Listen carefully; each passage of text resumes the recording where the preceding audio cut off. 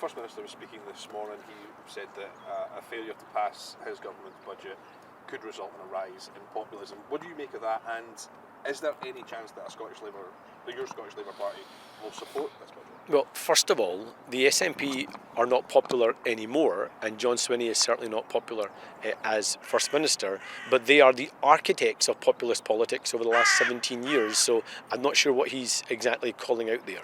Secondly, we should end the shadow boxing on the budget. John Swinney knows he has the votes to pass his budget.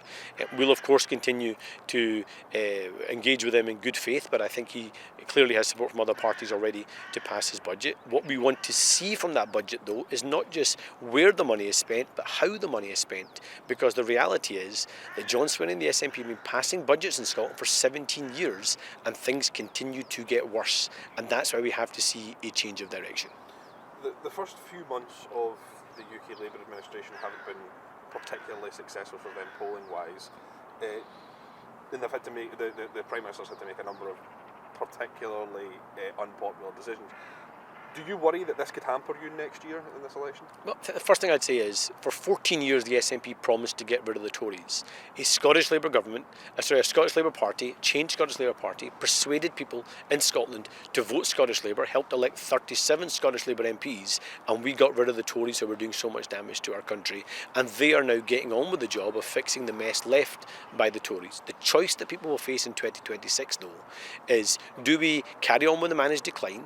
Do we view our Parliament and our government purely as a motive or a position to protest and procrastinate, or do we use it to reform, renew and rebuild Scotland? I know what I'm focused on, and that is delivering that new direction, delivering for people in Scotland, and that's what happens if you elect a Scottish Labour government in 2026.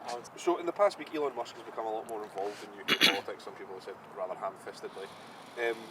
What do you make of his involvement and some of the calls he's been making for a new election, or appeared he said Jess Phillips should go to prison? I mean, what do you make of these? Well, first of all, everyone that has a position of responsibility should use that in a way that seeks to pull our country together, not help to spread further disinformation. And there is so much that divides our communities, and social media platforms can play a really positive role in trying to break that up and stop that if they choose to do so. And so I would say to all those that own these social media platforms, work with governments around the world, work with us in order to try and get some of the misinformation, disinformation and division off our social media feeds, and we can create a better country and a better world for everybody. The other point I make is, I'm not going to focus on the personalities, I'm going to focus on the issues.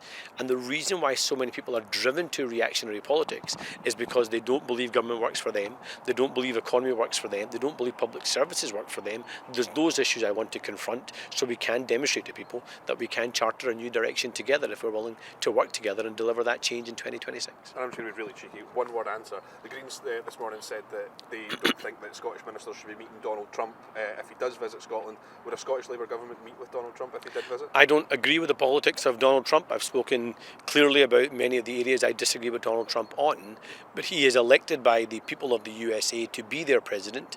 He is someone that has a connection with Scotland through, for example, his family ties, and we have to, as adults, work with people, even those people that we somehow disagree with, in order to maximise the benefit for our country.